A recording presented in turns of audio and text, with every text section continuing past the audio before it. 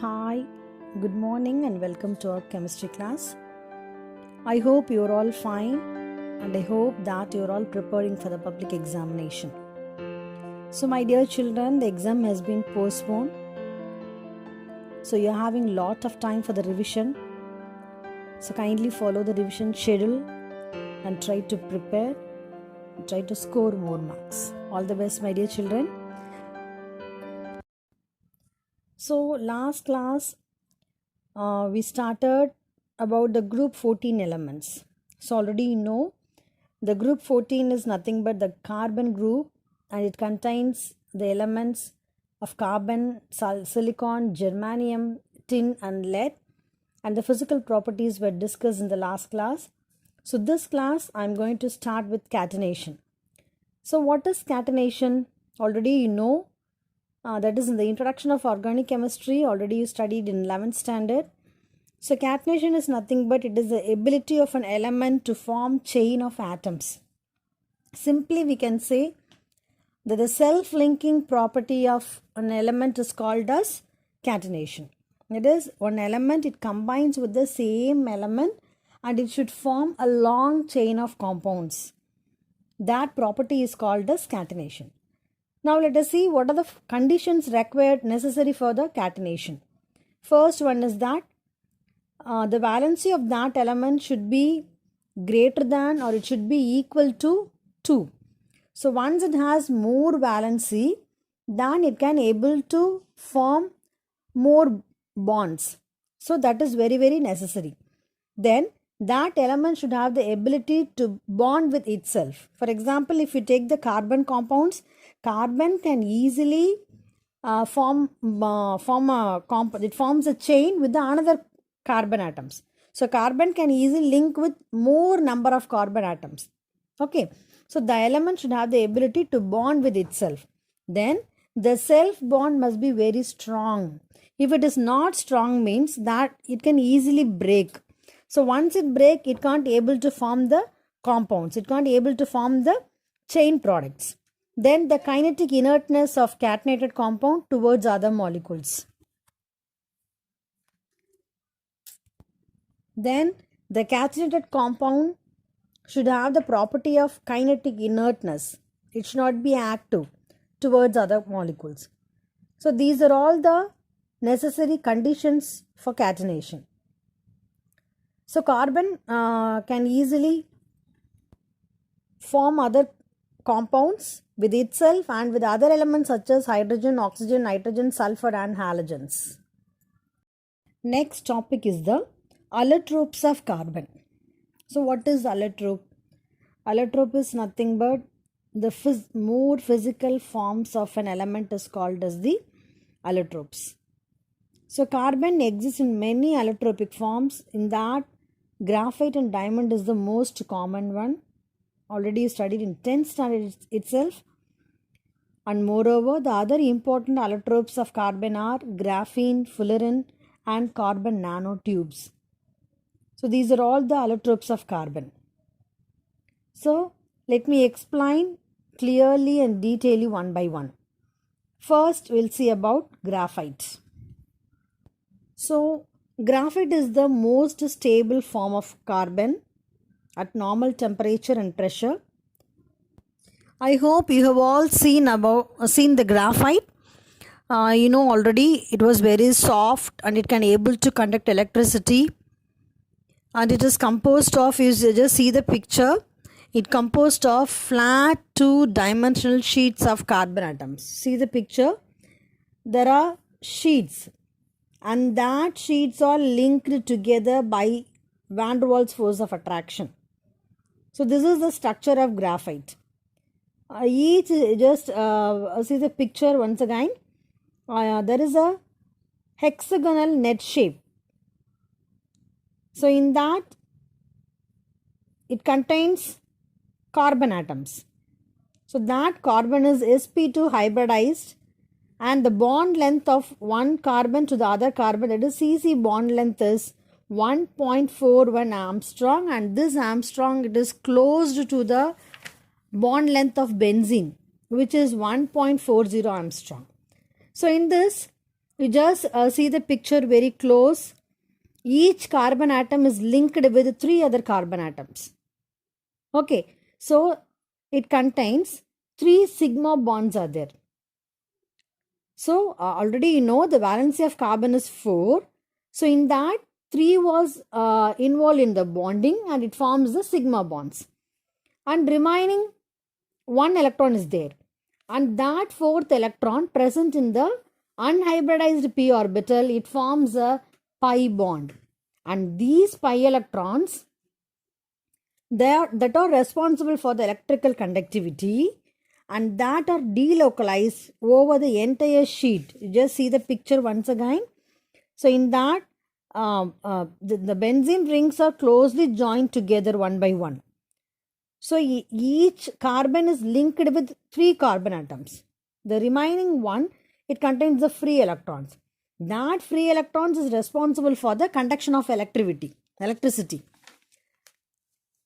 Okay, then first one sheet is there, the next one sheet is there. There is a link between the 2 sheets by the van der Waals force. So the distance between these successive sheets is 3.4 Armstrong. It is used as a lubricant either on its own or as a graphited oil. So these are all the properties of graphite.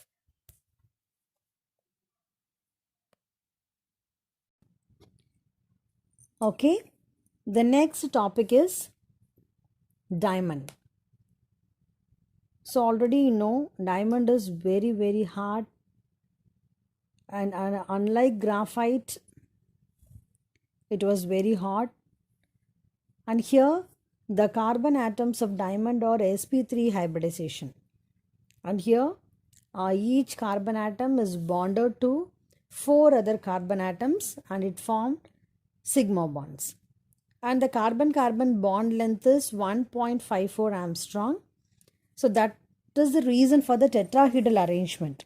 So in the previous structure, it is in graphite, it has the hexagonal shape and here it is tetrahedral arrangement.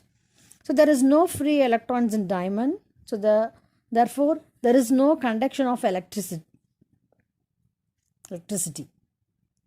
Then diamond is used for sharpening hard tools, cutting glasses, making boards and rock drillings since it was very, very hot. Therefore it is used in such a field. Even to cut the glasses you can use the diamond because it was very hot. Why it was very hot? Because its structure is like that. Due to that tetrahedral arrangement, it becomes very hot. Okay, the next one is fullerene. So fullerene is the another allotrope form of carbon. You just see the picture. From the picture itself you can identify. It looks like a cage. Okay, so molecules of this structure, it has a soccer ball like structure. What is the meaning of soccer? It looks like a football structure. So fullerene structure, it is completely different from graphite and diamond. So these allotropes are discrete molecules. What is the meaning of discrete? Discrete means distinct, tanitaniya, separata. That is called as discrete. And discrete molecule such as it contains carbon 32, C32, C50, C60, C70, C76, etc. So the picture which I have given here, and that contains 60 carbon atoms, 60 carbon atoms, and it looks like a football structure, and this is called as Buckminster fullerene, or it has a nickname that is called as buckyball. Already you studied this concept in 10th standard. And it has a fused ring structure and it contains, see the picture once again, you just observe keen. It has 6-membered ring structure and as well as 5-membered ring structure. At the center, you observe it clearly. There is a benzene ring-like structure that contains 6 carbon atoms. So 26 membered rings are there in this ball. And 12 5-membered rings. So near to the benzene ring structure, there is a pentagon structure. 5-membered ring is there. So that 5-membered rings are nearly 12 rings are there. So totally it contains 60 atoms. In that 20 6-membered rings and 12 5-membered rings are there. Then each carbon atom, it is an sp2 hybridized. If it is sp2 hybridized means it contains double bond. So keep this concept in your mind. If it has a triple bond, C triple bond C means it is sp hybridization. If it is C double bond C means then it is sp2 hybridization. C single bond C means it is sp3 hybridization. So here it is sp2 hybridization and it forms 3 sigma bonds and 1 delocalized pi bond.